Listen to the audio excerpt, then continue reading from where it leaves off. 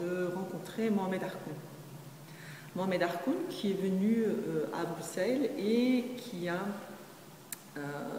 regretté Mohamed Harkoun puisqu'il est disparu maintenant.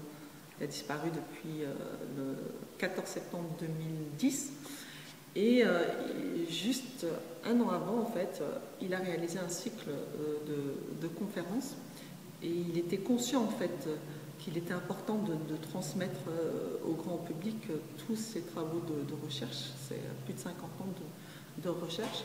Et il a conçu un cycle de conférences qui s'intitule « Penser le fait religieux à travers l'exemple de l'islam ». Et pour lui, ça constituait comme un legs intellectuel à transmettre. Et nous, on l'a également enregistré. Et on a fait un mini documentaire sur son profil. Et le film s'intitule Mohamed Harkoun pour une pensée libératrice.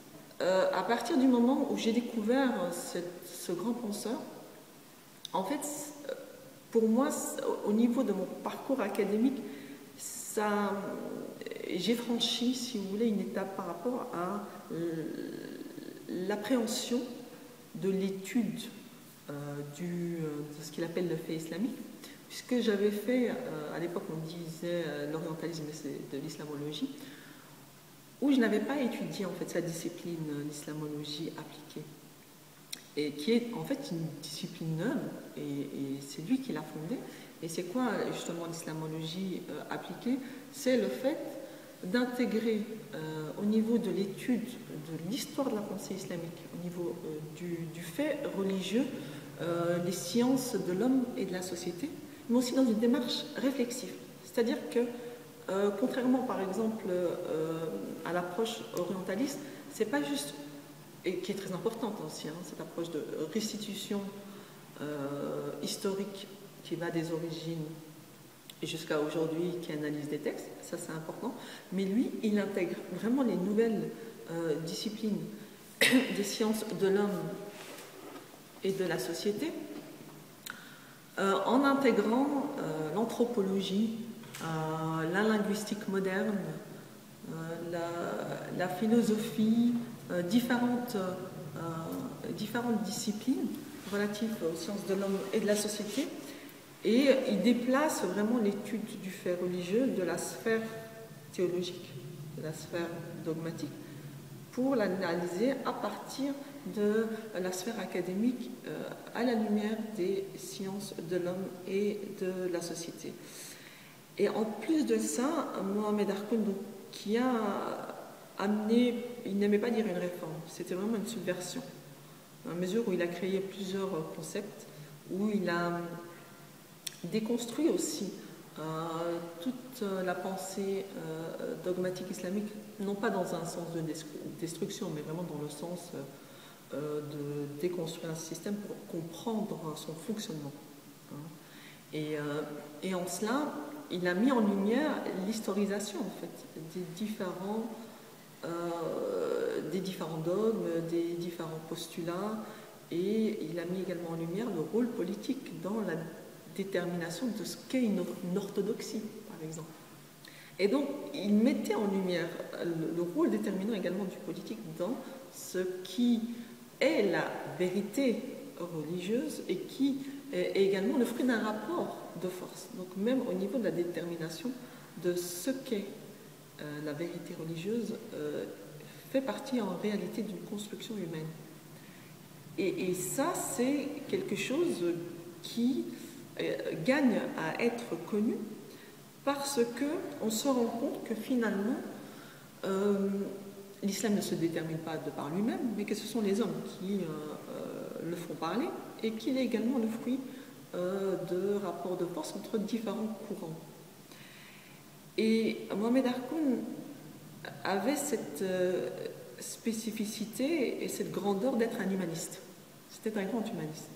Il a commencé son œuvre par la réalisation d'une thèse sur l'humanisme arabe au Xe siècle, où il s'est intéressé sur l'œuvre de Mizraoui, qui était un philosophe et un historien du Xe siècle, et où il a réussi à convaincre le monde académique, même en Europe, en Amérique, etc., qu'il existait un humanisme arabe avant même le mouvement de Renaissance au XVIe siècle qui part de l'Italie, avec cette contribution, d'abord le mouvement qui est né dans le monde arabe à partir de Bagdad, grâce notamment au calife Al-Maïmoun, avec tout ce mouvement massif de traduction des différentes œuvres grecques, perses, indiennes, et non seulement il y aura un mouvement de traduction, et la langue arabe va devenir vraiment la langue scientifique, mais il va aussi contribuer à l'histoire universelle des savoirs, comme Khalawizmi qui était le grand mathématicien et qui a vraiment été à l'origine des chiffres arabes, qui étaient d'abord des chiffres indiens, mais qu'il a réussi à travers son ouvrage à le codifier et à l'universaliser, l'internationaliser. Donc c'est tout cet apport aussi philosophique, scientifique, qui est occulté et qui fait pourtant partie de l'histoire de la pensée islamique. À l'époque, la langue arabe était la langue universelle, en tout cas la langue scientifique pour accéder au savoir universel. Et tout ce travail-là, Mohamed Harkoun l'a mis en lumière, notamment à travers toute la génération de philosophes, d'humanistes qui existaient au Xe siècle et qui se posaient la question sur la condition de l'homme. Parce que c'était ça, à partir de toutes les recherches qui existaient en dehors de la sphère religieuse, mais également religieuse, mais tous les héritages. C'est pour ça qu'elle est universelle et qu'on dit qu'elle est humaniste, parce qu'elle touche tous les hommes. Et Mohamed Harkoun a terminé, en fait, son dernier ouvrage, c'est un ouvrage qui est Humanisme et Islam, combat et proposition. Donc il a été vraiment animé par ce rapport critique par rapport à l'héritage islamique, mais toujours dans une approche humaniste. C'est-à-dire, comme il a également été un acteur majeur du dialogue interculturel et interreligieux, il a été à l'UNESCO depuis 1965 jusqu'à sa mort, il a beaucoup travaillé sur les textes religieux, mais aussi sur les textes philosophiques, sur ce qui fait obstacle à la rencontre de l'autre, au vivre ensemble, et ce qui peut être déconstruit au niveau de ces obstacles pour s'ouvrir à l'altérité et pour essayer de créer un humanisme qui transcende les différences. Ça a été un peu ça sa mission, je simplifie la complexité de son œuvre, mais c'est justement dans le cadre de son apport sur le dialogue interculturel et interreligieux que je suis arrivée ici à Genève, dans le cadre d'un post-doctorat ici à Genève, et où j'ai travaillé sur son œuvre qui est immense, mais donc sur une infime partie de son œuvre. Et par exemple, lui, ce qu'il disait, il a élaboré beaucoup de concepts. C'est ça qui fait aussi, en fait, sa spécificité, c'est que les concepts vous aident à penser, vous aident à appréhender des réalités complexes. Et il avait comme ça énormément de concepts, dont le triangle anthropologique. Il avait élaboré ce concept où il a travaillé sur les textes religieux, mais également sur d'autres textes, en mettant en lumière qu'en fait, la violence, elle était humaine et anthropologique. C'est pour ça qu'il dit que le triangle anthropologique est une force interactive qui traverse toutes les sociétés et tous les temps. Et c'est quoi en fait son triangle anthropologique? C'est le fait que la vérité, la notion de vérité, lui disait vérité, sacrée violence. Et de manière très schématique, c'est comment une vérité peut sacraliser une violence. Donc il a mis ça en lumière, ce qu'on appelle le triangle anthropologique, où il va constater que, effectivement, la violence ne concerne pas uniquement les religions, puisque nos sociétés sécularisées n'ont pas été épargnées. Il y a eu les deux guerres mondiales, il y a eu Hiroshima, c'est pour ça qu'on dit que la violence elle est anthropologique, mais il va mettre en lumière le rôle aussi de l'instance de vérité dans la légitimité de la violence. Et en ça, son apport est également très important parce que, vous savez, par exemple, dans le dialogue interreligieux, il y a des rabbins, il y a des théologiens musulmans, des théologiens chrétiens qui travaillent sur les textes et qui essayent, à travers les passages qui peuvent justifier la violence, parce qu'il y en a dans tous les textes, il y a des textes très importants sur la tolérance, sur l'acceptation de l'autre, de l'altérité, sur la reconnaissance de la différence, mais il y a également des passages pouvant être instrumentalisés à des fins de violence et de rejet de l'autre. Et à ce titre, par exemple, il y a le livre Les versets douloureux, Bible, Évangile et Coran entre conflit et dialogue, dont il y a Sohaib Bencher qui a contribué.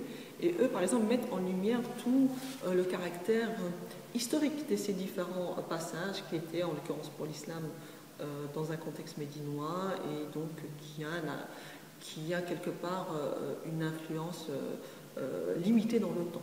Ce sont des versets juste historiques, mais l'Ancien Testament a également le livre de Josué, où des rabbins essayent également d'avoir une approche historisante de ces textes pour justement qu'il n'ait pas une portée universelle et une légitimité, surtout dans le contexte actuel que nous connaissons. Eh bien, Mohamed Harkoun a également appliqué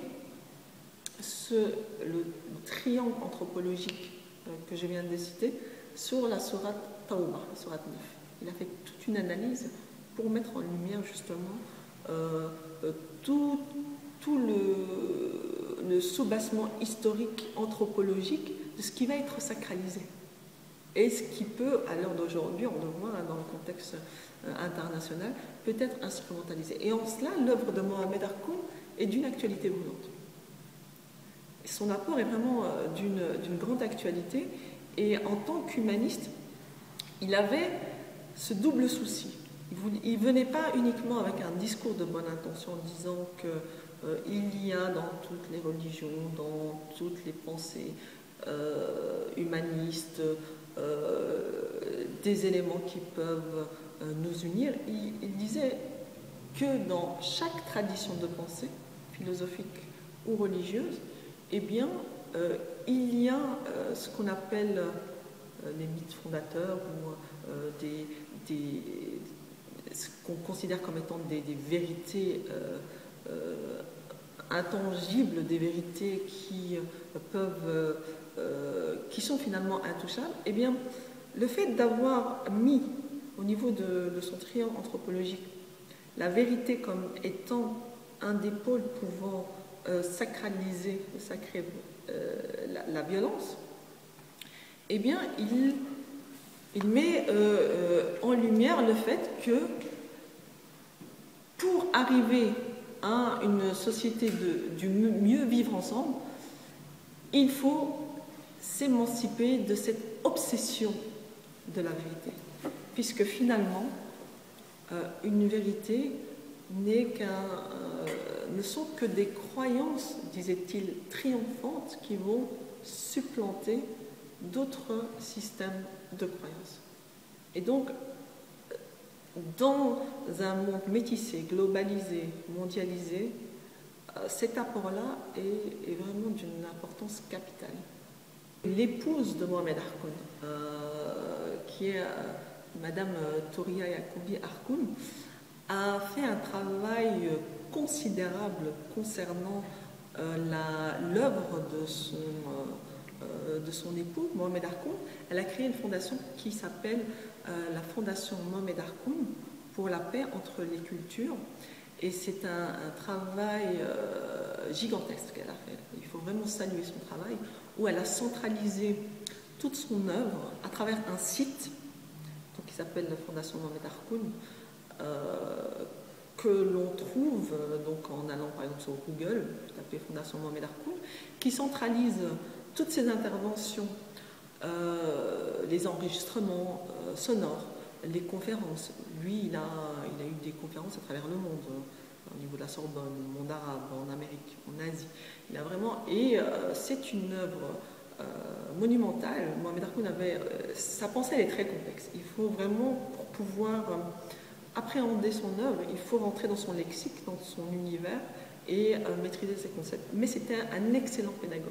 C'est-à-dire que en tant qu'orateur, le grand public peut comprendre la complexité de son œuvre et elle a le grand mérite, son épouse, d'essayer de faire perdurer son œuvre à travers cette fondation. Et moi, par exemple, quand je donne cours à l'université de Lausanne, je donne un cours sur Introduction à l'histoire de la pensée islamique, ou ici à l'université de Genève, eh bien, j'invite toujours mes étudiants. Je complète mes cours à travers une conférence de Mohamed Arkoun ou l'écoute d'un enregistrement sonore. Il y a aussi tous ses écrits. Et donc, moi, je pense vraiment que l'apport de Mohamed Arkoun étant un apport majeur, et dans le monde académique, mais aussi parce que c'était aussi un acteur de la pensée islamique, mais aussi un acteur humaniste qui était soucieux de l'altérité et qui était soucieux de créer un humanisme commun, universel. Eh bien, je trouve que son œuvre mériterait vraiment d'être connue, diffusée, institutionnalisée. C'est-à-dire qu'au niveau de l'enseignement secondaire, au niveau de l'enseignement universitaire, il est important d'introduire, par exemple, dans les programmes, les contenus de la fondation de Mohamed Arkoun. Parce que lui, il avait cette posture aussi critique par rapport à la laïcité en France, qui évacue l'étude des faits religieux alors qu'elle fait partie du patrimoine commun de l'humanité. Il est important pour justement susciter l'esprit critique, pour donner les outils aux élèves en tant que citoyens d'enseigner l'étude de tous les faits religieux, de la pensée philosophique, dans une approche académique, pas dogmatique, mais vraiment académique, pour donner des connaissances critiques.